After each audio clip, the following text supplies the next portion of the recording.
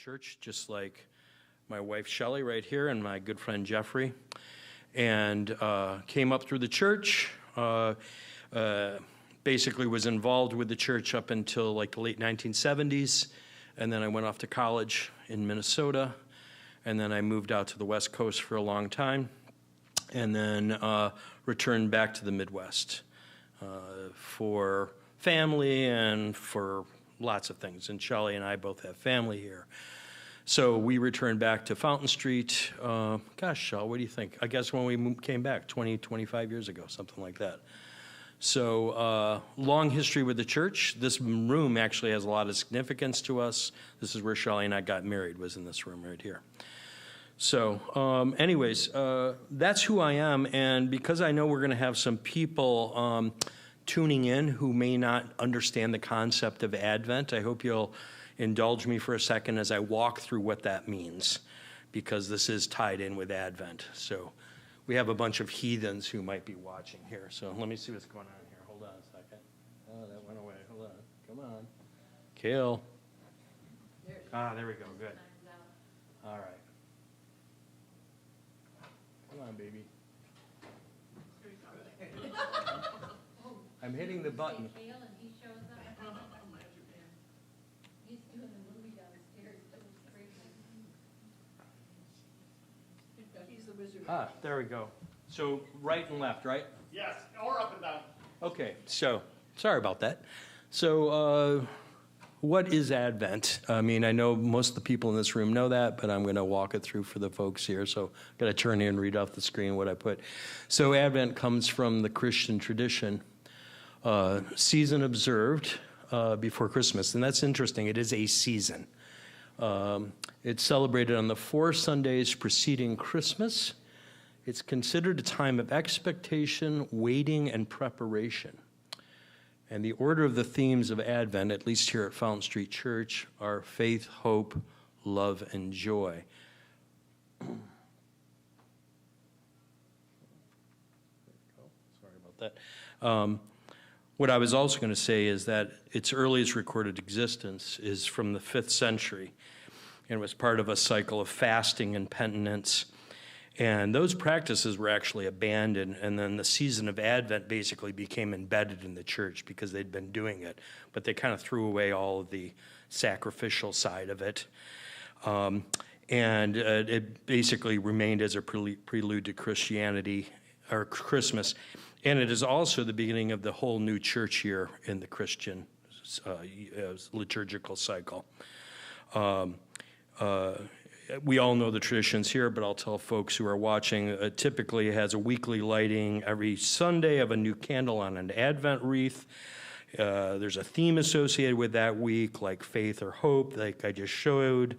The themes and sequences of these will vary between different churches, but here at Fountain Street, the sequence, like I said, is what I just showed: faith, hope, love, and joy. Let me jump back there in case they want to see that. Come on, do it. Wow. Okay. Sorry, folks. Okay. I don't know how to back out. Page up. I'm trying that. Yeah, I don't know. Gail, I don't know how to make it go back. All right. We'll leave that up there for now.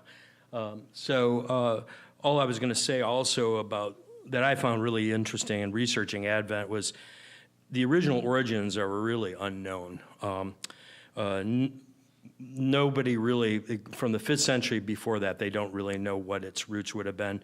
And one could presuppose that it was perhaps pre-Christian sources. I kind of think it probably was that, particularly given the appropriation of pagan traditions into Christmas celebrations, a la the Christmas tree, and the timing of Advent overlapping with the winter solstice, which is a significant date in earth-based religions. Indeed, the ancient observation of the sun reaching the shortest day on the solstice and then turning back to begin the journey towards springtime pretty much encapsulates the Advent theme of expectation and waiting and preparing. And there are some Advent rites along those lines. For example, an old observance in Normandy during Advent is one of children going into fields with torches and lighting bundles of straw to symbolically protect the future crops. So there is this kind of earth-based thing, and that's the kind of story and the type of narrative, if you want to call it that I wanted to examine and offer with this art series. So a little more background on that and how I came to what my background in the concept was for it. Having grown up in the church, I'd seen obviously many Advent calendars or covers and calendars. We had Advent calendars and they were wonderful. So right from the beginning, I was really always excited about the surprise of unveiling the latest chapter each Sunday. And needless to say, as a child, with each Sunday acting as a countdown towards Christmas, when it was explained there would be no more candles lit on the wreaths, when there are no more to be lit, then Christmas has arrived. The emotions as a child were really, really strong. And I even participated in the Advent service here. I lit the fourth candle right before Christmas, and that was obviously really joyous. It was like, yeah, fourth Sunday, I got to do it. Still, it wasn't until I returned to the church much later as an adult that I started grasping the significance of each of the weekly steps in the Advent saga and considering, if I had the chance, how I would depict them artistically. To the best of my memory, I think it was maybe 12 years ago or so that I struck upon the notion of creating them as an interlinking sequence, a set of stages that lead one to the next. But not just that, but also turning them into a cycle that repeats, where the final stage creates the catalyst to begin this process again. So in one sense, looking at time in a cyclical fashion versus a linear fashion. But even more deeply than that, how we evolve a small spark of faith into something we take joy in through hope and love. I believe that's a primal human matter. It's a self-sustaining cycle that bolsters us as we move through life and that gives us a reason to live. I would argue that we are always doing it. And that one basis for that is in our ancient relationship to the earth and its cycles. The idea of using this life cycle of a plant or the circle of agriculture as a subject matter for the series was there right from the get-go, as you can see in this drawing. As I recall, I toyed with a few options. Should I only show a single plant and the evolution of a plant? Should faith be the waiting period in the winter when the seeds are below ground? All this kind of stuff. But what I really ended up setting on was I wanted to show human action. While I very much love symbolic art, and certainly there's a lot of symbolism I used in this series, I didn't want to just have words that were already amorphous and abstract, faith, hope, love, and joy, and pin them to another semi-abstraction like a metaphor.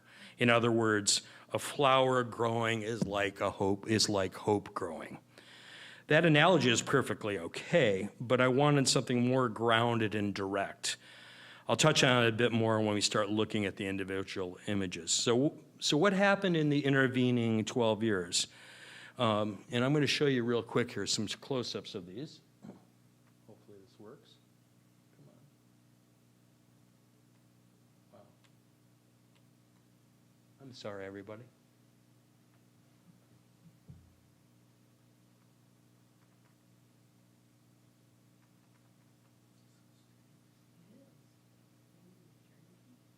I have no idea what's going on. Let me just enter.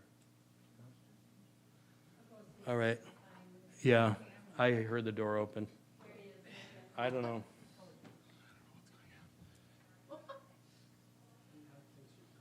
Okay, so you just got to refresh it? Okay. Yeah, if it doesn't click on the little, just tap the mouse there. Ah, Because okay. it keeps going away from Safari. Okay, all right, okay. I don't know why. All right, so going back to the concept, so this is kind of an illustration of what I just talked about. A self-sustaining cycle, imagery with using plants in the agricultural circle, and human figures for tangible action. And again, the cycle being faith engendering hope, moving into love, fueling joy, joy then becoming a catalyst for faith. So let me just do this. Yeah. So these are basically from that drawing 12 years ago. These are just the little blow-ups of kind of those concepts. I literally just knocked this out in about 5 minutes because I was sort of thinking, I'm like, well, what is this all? And I'm like, oh, it's like an agricultural cycle. And so I came up with faith, so somebody added doorway. It was, then hope is like the sowing of the seeds. You can see the artwork down here, so you can see the relationship to what I ended up coming with. Love, basically nurturing the plant into life, and also the appearance of community in the background where other figures are showing up. And then finally, the joy, the harvest, the flower, the enjoyment of that. And so essentially, and then as you notice here, I also put this in because I made a note. It's like, okay, the seeds need to be passed on to the next generation or to the next cycle. This is how we start this again, or we give them back to ourselves. So we have the faith to redo things again. So essentially, that's what we have here. So what happened in the intervening 12 years? Well, I went off and I did other art, of course. But I did like to think about this, and I was kind of always refining it. Occasionally, pretty much around Advent time, it would kind of come back in my mind. I'm like, oh yeah, I got to think about that agricultural idea. So it was this last year that I was approached to create the Advent covers, plus the Christmas Eve cover. And I was honored to be asked, and I said, yes, absolutely. But it also meant that the real work now had to begin. It's one thing to just have the idea, but to bring it to fruition is really the majority of what artists do. I mean, the inspiration can be 5 minutes, but this is probably 3.5 weeks of work, or even more. So it's really bringing that to that next level. I explored a number of different ideas to the original idea and did a lot of research and reading. And here's a little overview of the kind of stuff I was looking at and the kind of stuff I was doing when I was working. Books on symbols. There's 3 different ones here: Christian symbols in symbols in Christian art, a dictionary of symbols, a really amazing book, pretty much a reference work on symbols. And then a great book from Taschen, the German publishing company, Book of Symbols, which has the visual symbols and also gives the mythological connections and all this kind of stuff. On the far right are 2 books that I'm always referring to. The first one is one I've had a very long time, called The Art Spirit, by a great American painter named Robert Henri. And he basically acts as sort of a coach to artists, and he's always kind of throwing things at you, paint it this way and then turn it upside down and do it like that, So these kinds of things that would kind of just jostle my creativity. And then Art and Visual Perception by Rudolf Arnheim, which really has to do with how, as humans, we visually process artwork, which is fascinating, but really kind of deep, academic stuff, but quite amazing. The middle image is really probably the main one that I wanted to talk to. So what I do a lot is I go to art museums all over the world, and I'm always studying and working with those. This is actually in Venice, at the Accademia, and that's a Tintoretto painting that I was studying. And I bring a sketchbook with me, and I generally will almost always break down a piece that I see wherever I'm at. This particular one, it was important for this series because it had to do with groupings of humans and sort of also catching a mood and an atmosphere. That's really what I go for with a lot of these drawings. I'm not going for an exact likeness or reproduction of what I'm seeing. It's really just getting a feel in the atmosphere of what that artist is doing. So all that work basically then became solidified into this one single sheet of paper. And this is my master template for the entire series right here. So visually and conceptually, everything is in this right here. You can see I have written notes as well as visual drawings, and this was basically at my side as I did the entire work. And it's very small. It's only about that big. And the reason I do that is when you're composing visually, you always want to think about how something looks from a distance. If one of great art school things is that when you do a painting, get away from it and see how it looks from across the room. And if it holds up that way, then you're on to something. So I do very small drawings in these conceptual stages. So Here's the primary images, though you can kind of see them already. So you can see, so we have faith right there. There's hope, love, and joy. And I'll come back to, I'll touch on what some of the text is talking about later on. So there was a couple of things that I hadn't resolved yet, and there was one really particular major one. When I was working through the drawings, I placed a figure that appears in them all, a figure I like to call the protagonist. And it ties back to my original plan of having human action at the center of the narrative. And up to that point, my drawings had pretty much leaned towards depicting the protagonist as a male, like you can see here. All right, protagonist. So those were some early conceptual drawings, and it was a male figure. But when I started laying out the large-scale drawings, which are about that big, I questioned if it was the right approach, philosophically and for a number of reasons, but mostly philosophically. So what I did is I started a drawing of the faith image, and I made one with a male figure and a female figure in the doorway. So there you see. So basically, that was what I was going with originally on the left, and I'm like, okay, let me think about this. And so what I did then was I asked Shelley, I said, give me your thoughts. And what she offered was invaluable. Not only did she advocate going with the female figure, which I was leaning towards anyways, but she reminded me that there was a wonderful symbolic connection to Greek mythology, specifically to the goddess of Demeter. And this was an absolutely wonderful inspiration for me and set me off on even the further research into that classical figure. And the way the symbolism of Demeter lined up with what I was looking at or looking to achieve was perfect. It allowed me to tie into a very old pre-Christian earth-based mythology and specifically connect it to agriculture. It also allowed me to play with the story and the attributes of Demeter to create a secondary narrative within the Advent one. I like art that you can go in and take apart in different ways, where it has different, today this is the story, tomorrow this is the story, and you're seeing different stories. So that was what I was very much doing. So who is Demeter? Of course, that's your question. She's the Olympian goddess of harvest and agriculture and presides over crops, grains, food, and the fertility of the earth, okay? Pretty major job, and she's an Olympian, note that. So she's in the upper tier of the gods. She's hanging out with Zeus and all those folks. Her most famous story is related to her daughter Persephone, who is taken to the underworld. Persephone is only allowed to return above ground to her mother for half the year. Demeter won't allow plants to grow while Persephone is gone, which creates the cycle of the seasons. The story is much more elaborate to that. Hades is who kidnaps Persephone and all this kind of stuff.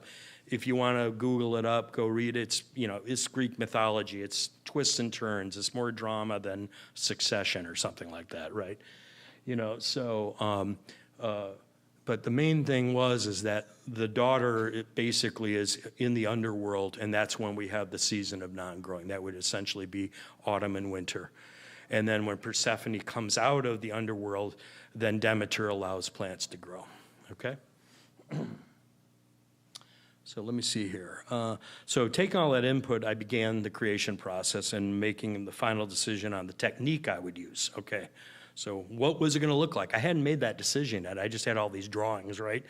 So I decided to go with a thing called scratchboard, which is invented in the 19th century. It was an easier and faster way to do newspaper and magazine illustrations versus engraving onto metal and all this kind of stuff. And what it is a form of engraving where I scratch off dark ink to reveal a white layer beneath. And I use a variety of tools to do that to achieve different effects. Steel wool, pens, all kinds of different things, nails, whatever it's going to take, whatever the shape is that I'm trying to get. And it allows for an incredible amount of detail. If you come up here after we're done and take a look at these, you'll see that it's really just almost hair-fine, microscopic kind of lines and details going in this. In many cases, you'd stop after the first stage if you just stopped, it would be a black and white image, okay, which was the typical way it was usually used. But for this project, I wish to have color. Of course, it's Advent. We got to have color. We can't. Black and white might have been cool, but I was like, I definitely want colors. So after I'd scratched them all out, I went back and I added a highly pigmented ink into all those very small scratches. And through the use of some fine brushes, I even had some really intense magnifying glasses that I wore to allow me to see it and stuff. So I've got a video here to show you the process.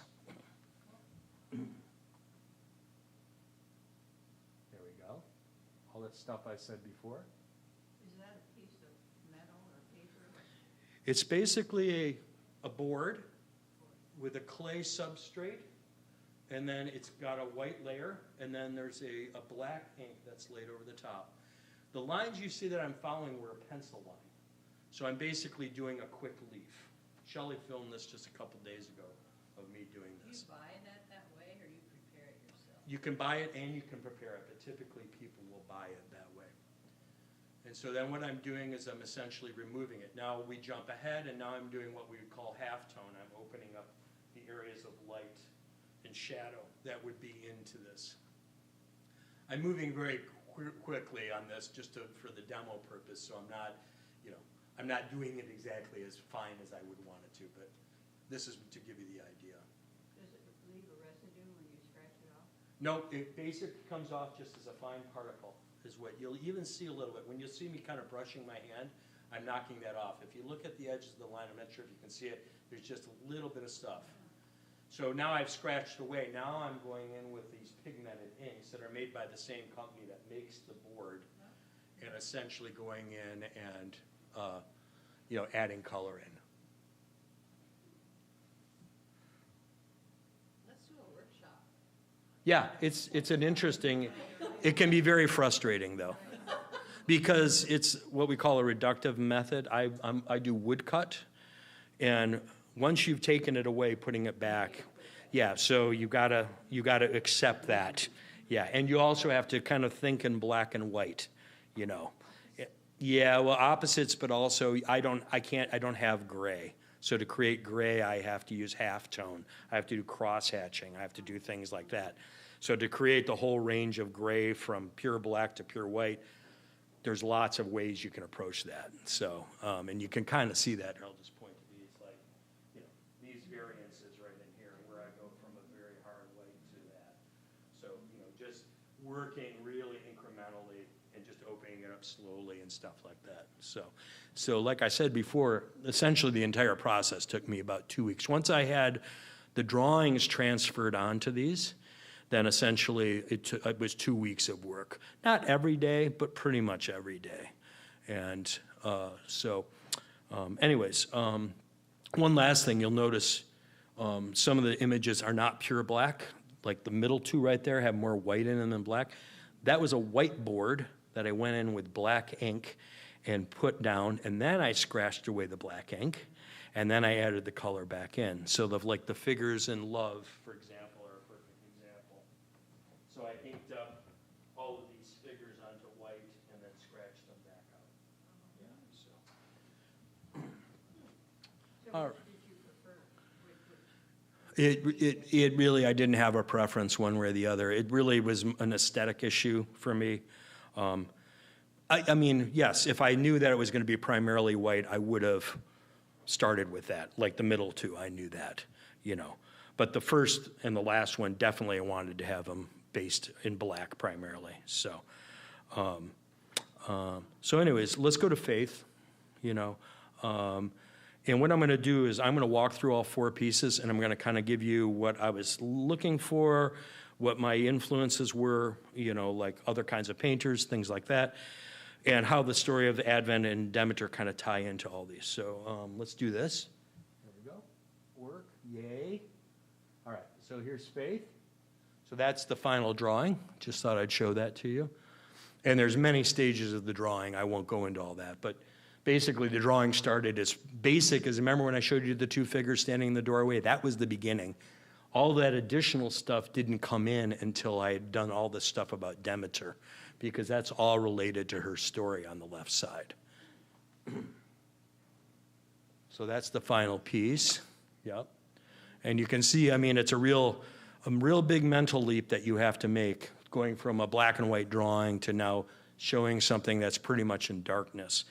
The first thing I want to tell you is that I made each scratch board one at a time in the exact same sequence as Advent. I did not do any of I started purely with faith, and I did faith all the way through.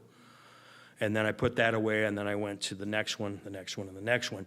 And that was actually not my intention, but it was actually very fascinating because it became really an Advent journey for me.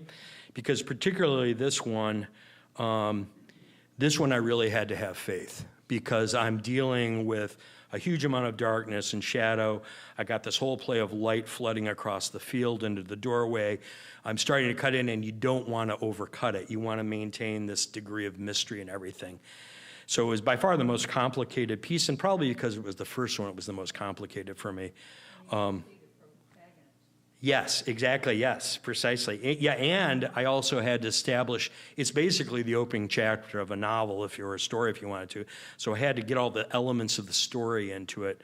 So the sense of it being a beginning, a new dawn, the emergence from an interior space to an exterior space, a pause before stepping over into the threshold into something new, which is very much an act of faith. And the collection of objects on the left, these establish that we're in a place of gardening or agriculture. Also, it is a time that's post-harvest, as demonstrated by the sheaf of wheat that's leaning up there, the drying sunflowers that are hanging from the ceiling, and the empty field. And then what about our protagonist, as you brought up? We meet her, but not really, since we don't see her face. In fact, we're introduced to her anonymously. She could be anyone. She could even be one of us, right? All we know is that she's at a solitary point of decision, and one which we can empathize with because we share the exact same point of view that she does. We're looking out over her shoulder and seeing the same thing that she's confronting. This idea of a figure acting as a surrogate who we share a vision with was inspired by a painter that I absolutely love from the 19th century named Caspar David Friedrich. And he was noted for placing figures in giant landscapes where they would gaze outwards, contemplating the cosmos. And here's some examples of his work, and you'll see the connection.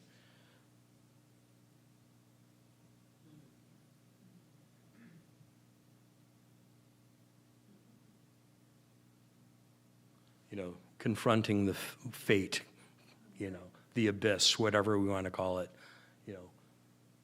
and lots of contemplation. He was a huge believer in the natural world as a place of contemplation, a religious place for him, the natural world was. And I love this one. It's a beauty, yeah. And he does do some in the interior, but that one I think is probably the most like the one I did, where it's a female figure in an interior looking outward. Yeah, right, yeah, exactly, yeah. So going back to right here, so what are the connections to Demeter and the goddess of agriculture? There's actually quite a number of them. These are all things I established that now follow through. First of all, the colors she's associated with are green, brown, and gold, which you can see in her outfit. Among the symbolic objects she's connected with are wheat and sunflowers. She's connected with both of those. And besides being the goddess of cultivation, being the goddess of cultivation is reflected in the hoe and the watering can. So we have this, tools of cultivation. She's also the goddess of the harvest, which time this is at that time right now. And finally, she wears a crown of plants, thus the straw hat that she wears. Last, notably that she's completely completely alone. In terms of her mythology, this relates to Persephone now being underground. And in terms of Advent, the act of faith always beginning as a solitary act. It's always a personal, immediate thing. So let's move on to hope. There's the initial drawing. There's the final piece. So here we have our protagonist stepping out in the world and is taking action. She's left the shelter she was in and is moving out. So sowing seeds, which she's doing, is one of the oldest and ultimate acts of hope for humans. We toss seeds hither and thither onto seemingly dead ground and then wait for months on end in anticipation that something will grow from them. I decided while working on this drawing that curves and arcs are kind of the perfect visual analogy for hope. Everything exemplified in the arm being flung out and the seeds flying forth. So there are very few straight lines in this, except for the furrows in the field, but everything else is curved. So I wanted to always have this kind of like outward motion and movement, this, flinging out of hope. So even the horizon line is curved. You'll also notice that our protagonist is no longer alone anymore. On the horizon, you see two figures. They seem to be human, but you could also mistake them for being part of the trees that they stand in front of. So they could actually be something that's growing from these seeds that are being thrown. So the one, Demeter, or our protagonist, who took the solitary step of faith, has brought them forth with her act of hope. They're showing up and witnessing what she's doing. I'd also like to point out there's only a single word that appears in all the four images.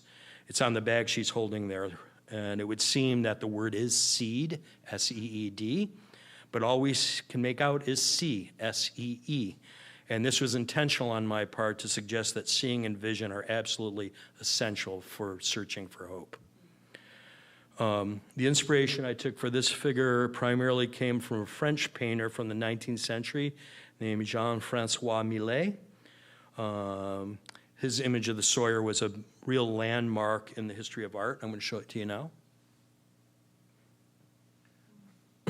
And this has been reappropriated by millions of artists, many famous ones, including Van Gogh. Van Gogh did probably 3 or 4 versions of this. He was a huge follower of Millet. And I think one of the reasons he liked Millet so much was Millet worked in the rural setting. Van Gogh really came from small town, was very connected to the people in his communities that he lived in, things like that. And Millet was considered quite revolutionary at his time because he took rural subject matter, the peasants, and he painted them in a scale typically reserved for gods and royalties. If you ever see these Millet paintings, they're giant. So you got to remember you're going into the salon in Paris and you're seeing this emperor, this goddess, whatever, and suddenly we're putting the utter poor up there as at the same scale as they are.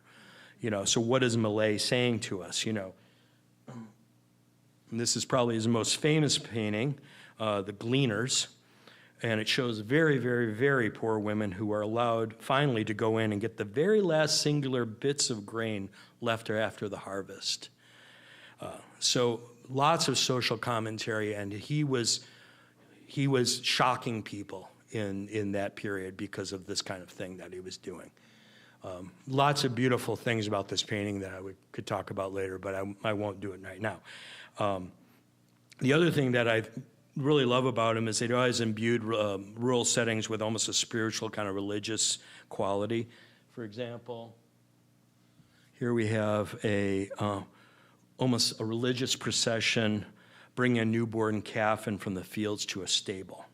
So very much like the Nativity, bringing a newborn into a stable. And you got to understand, for a poor family in the south of France, a newborn calf is almost like a holy event.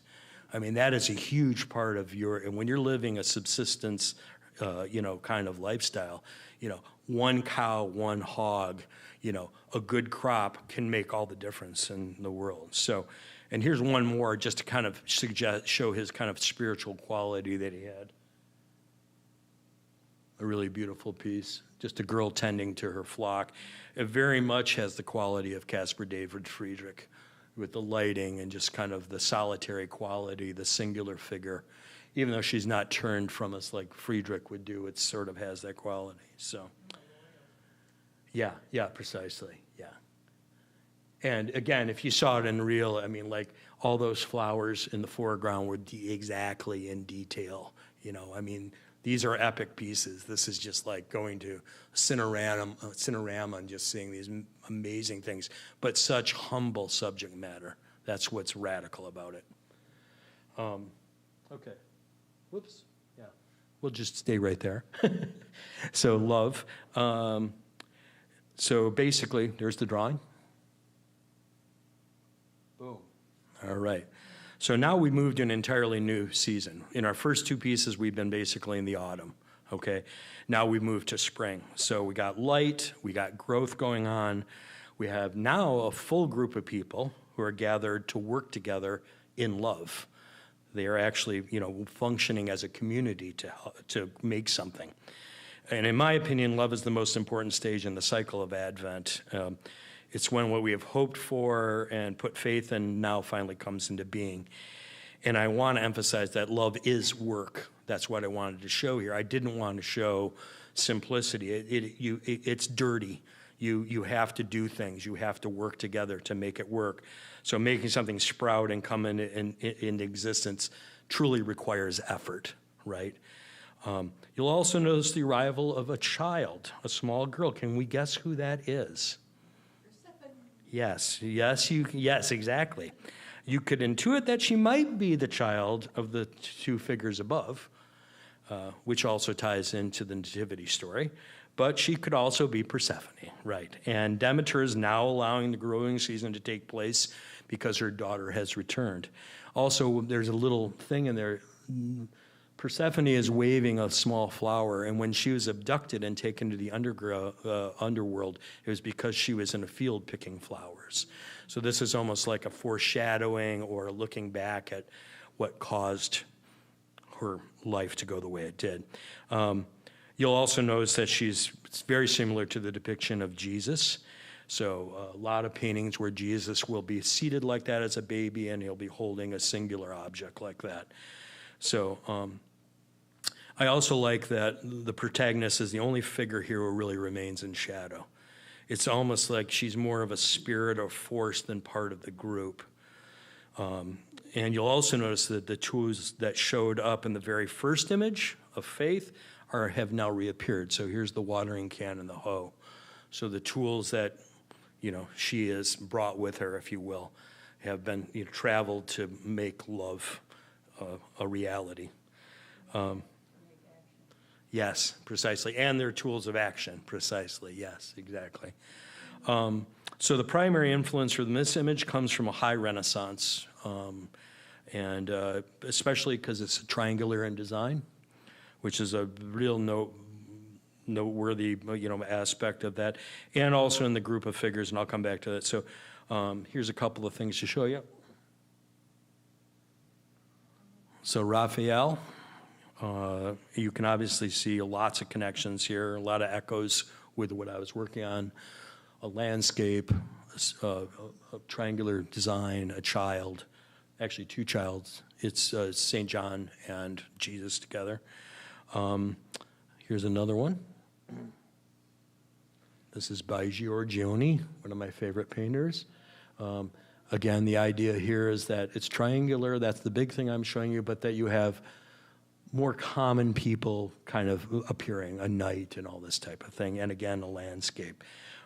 This is the one that I really mostly focused on or thought of. This is by Bellini, and this is a group of people like we see in love, where we have a grouping of people, and this was known as a sacre conversazione. I think that's how we'd say it. And what it is essentially a group of community of seemingly random people that have gathered together for a holy event. And this is a common thing that you'll have in a lot of these Renaissance paintings, where it's going to be a musician, and we're going to have an angel in there. We're going to have the guy who gave the money for it, and we're going to have this, And there'll even be figures that are totally outside of the timeline. St. John's hanging out there, but he died, a century ago. So you basically have this crazy meeting of these people for a holy event. So I was thinking about those when I did the love one. So, and finally we come to joy. I'm sorry if I'm going on too long here. I guess in some ways it's not surprising that there's the drawing. In some ways it's not really surprising that this was the easiest and quite honestly the most joyous piece to make, because it was a culmination certainly of everything, all the work I'd done, but I also was now kind of freed up. And in fact, I kind of required myself to go with color and movement and radiance. The other ones are a little more stable, but this one is more just an explosion, a joyous event, essentially. So the sunflower we saw beginning to grow in love, that was being nurtured by the group, is now being celebrated and bringing joy to them. And in fact, it's now the source of light. We've had light outside in all of these. We see the sun, an afternoon kind of light. We have the noon light in the third one, but now we don't have any external light. The light is actually moved into the sunflower. So it has become a flower of sun. So it's basically, it's not unlike given its Epiphany Sunday. It's sort of like the faith and the love and the hope have all been integrated into an epiphany, a revelation, a moment of beauty. All those things come together and become that flower. So finally, on the lower right, and you may or may not see it, you'll see the outstretched hand of our protagonist in which he holds 3 seeds. Seeds harvested from the sunflower that will now go back into the ground in the fall to begin the cycle again. So that's the hand in the foreground. They're dark blue, so it's hard to see them on this. Yeah. So essentially, again, the recycling back. When I did that very first drawing I showed you, there were actually 5 elements, but I had to get 4 in. And if you went back to the drawing I did of this, there was no hand in that lower right-hand corner. But I'm like, I got to get those seeds back in there to complete the cycle, to bring it back. And so then I added that in. It was like a last-minute decision to add that in.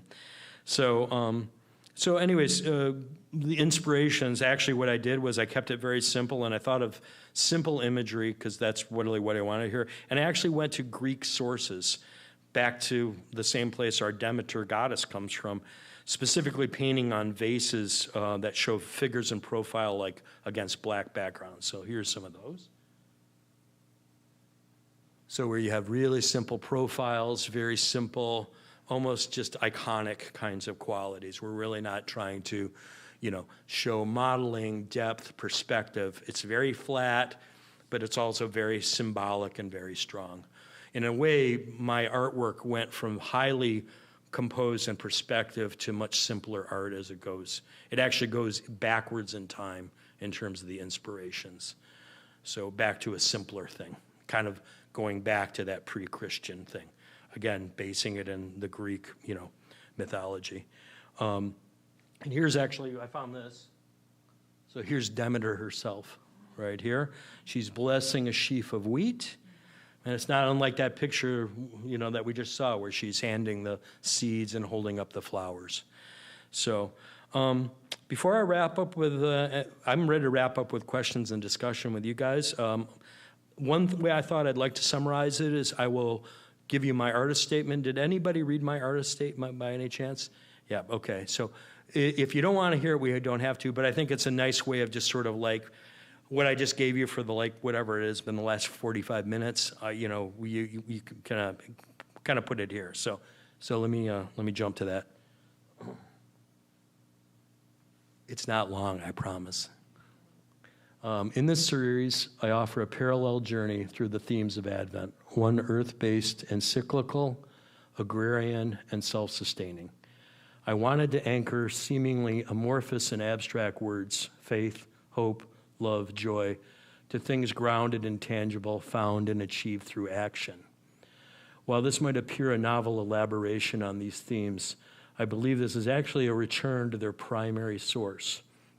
Our deep relationship to the earth and its cycles is embedded in much of what we believe and give name to in the spiritual realm. Over the millennia of humankind, awakening and willingly stepping into the unknown was an act of faith before such a word existed. In addition, I wanted to reorientate the perception of Advent as having separate chapters and of being linear with a fixed beginning and end.